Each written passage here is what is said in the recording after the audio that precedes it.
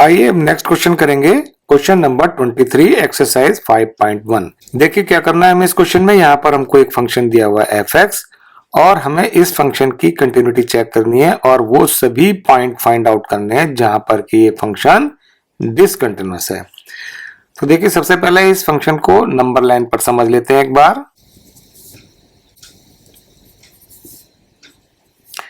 ये पॉइंट है x = 0। जब x लेस देन 0 है तो फंक्शन है यहाँ पर sin x अपॉन x, यानी 0 के लेफ्ट हैंड साइड में ये फंक्शन हो गया sin x अपॉन x। जब x ग्रेटर देन 0 है तो फंक्शन है यहाँ पर x+1। देखिए यहाँ पर x के राइट हैंड साइड में जब x ग्रेटर देन 0 है तो फंक्शन यहाँ पर हो जाएगा x+1। इस फंक्शन की कंटिन्यूटी हमें हर पॉइंट पर चेक करनी है। देखिए कहां पर इसकी कंटिन्यूटी हमको चेक करनी होगी। इसकी कंटिन्यूटी हम चेक करेंगे x लेस देन 0 के लिए, x ग्रेटर देन 0 के लिए और एट x = 0 पर। तीनों केस में इसकी कंटिन्यूटी चेक करने से ये पूरा फंक्शन कवर हो जाएगा। तो सबसे पहले ले लेते हैं x लेस देन 0। केस 1 लेंगे यहां पर। For x less than 0, x less than 0 के लिए फंक्शन f(x) क्या होगा। देखिए जब यहाँ पर x लेस देन 0 है तो फंक्शन है sin x upon x। Function ले लेंगे हम यहाँ पर sin x अपॉन x। अब इसकी कंटिन्यूटी चेक करेंगे किसी पॉइंट c पर एट x = c। जहां पर कि जो c है वो कोई भी एक रियल नंबर है और c इज लेस देन 0 है। फंक्शन की वैल्यू निकाल लेंगे एट x = c पर। फंक्शन में x की वैल्यू c पुट करेंगे तो ये आ जाएगा sin c अपॉन c। अब इसकी लिमिट निकाल लेते हैं। Limit x approaches c f(x) is equal to limit x approaches c, function f(x) हमारा यहाँ पर sin x upon x। x की वैल्यू यहाँ c पुट करके इसकी लिमिट निकालेंगे तो ये आएगी sin c अपॉन c। ध्यान से देखिए फंक्शन की वैल्यू एट x = c पर आई है sin c अपॉन c और इसकी लिमिट भी यहाँ पर sin c अपॉन c है।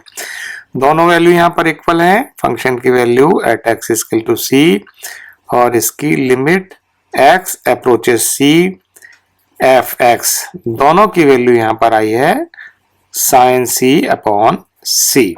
दोनों वैल्यू इक्वल हैं, इसीलिए ये फंक्शन x लेस देन 0 के लिए कंटिन्यूअस होगा।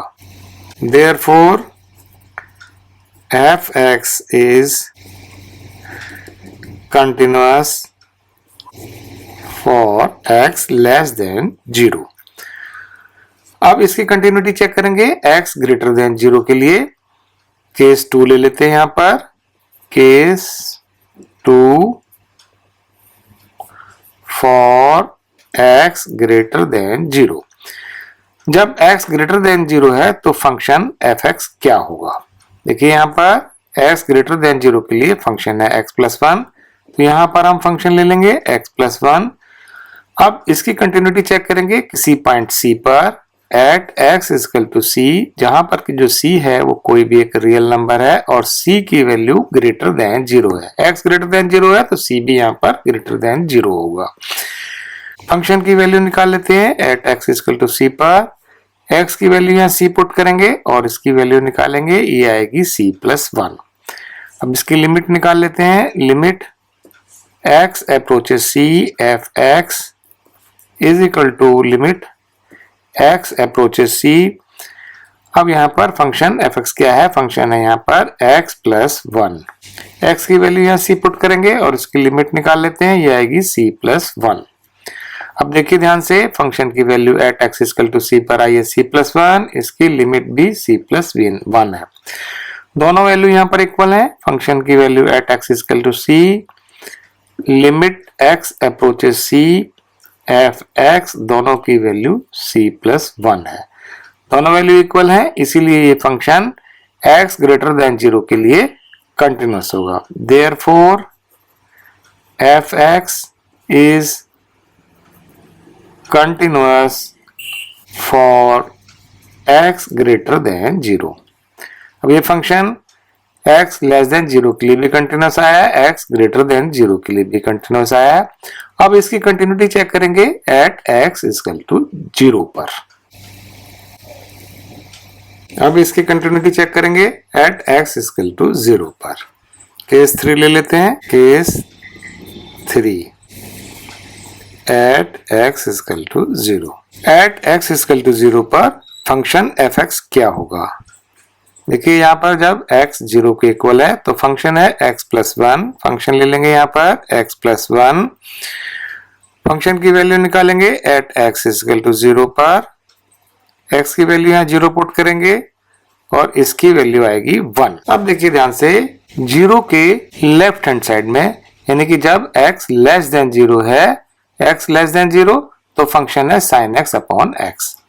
और इसके राइट हैंड साइड में, यानी जब x ग्रेटर देन 0 है तो फंक्शन है यहाँ पर x plus 1।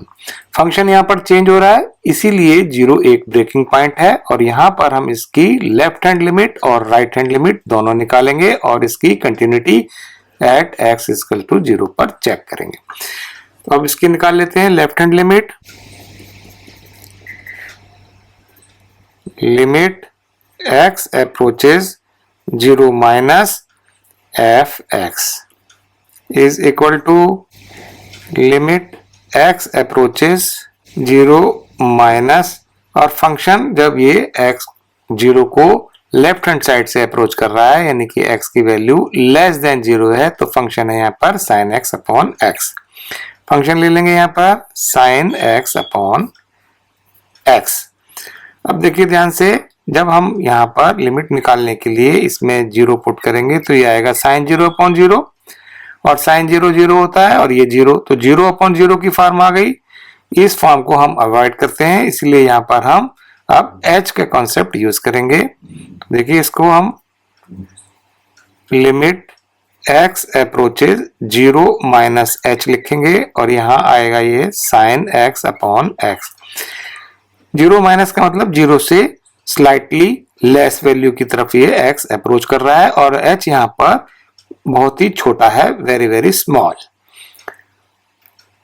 Is equal to limit, अब यहां पर लिमिट को कन्वर्ट कर देंगे h में कन्वर्ट करेंगे तो ये हो जाएगा h अप्रोचेस 0। जब यहां पर h अप्रोचेस 0 होगा तो यहां x को हमको 0 माइनस h से रिप्लेस करना होगा, तो यहां आ जाएगा ये 0 माइनस h अपॉन x की जगह 0 minus h is equal to limit h approaches 0, और ये आएगा, देखिए यहाँ पर साइन माइनस h है और साइन माइनस h जो होता है वो होगा माइनस साइन h, और नीचे है ये माइनस का h। इससे आ जाएगा limit h approaches 0 sine h upon h। We know that कि जो लिमिट है, limit x approaches 0 sine x upon x, इसकी वैल्यू 1 होती है। इसको हम यहाँ पर यूज करेंगे तो ये आएगा इसकी वैल्यू 1। अब हम निकालेंगे इसकी राइट हैंड लिमिट।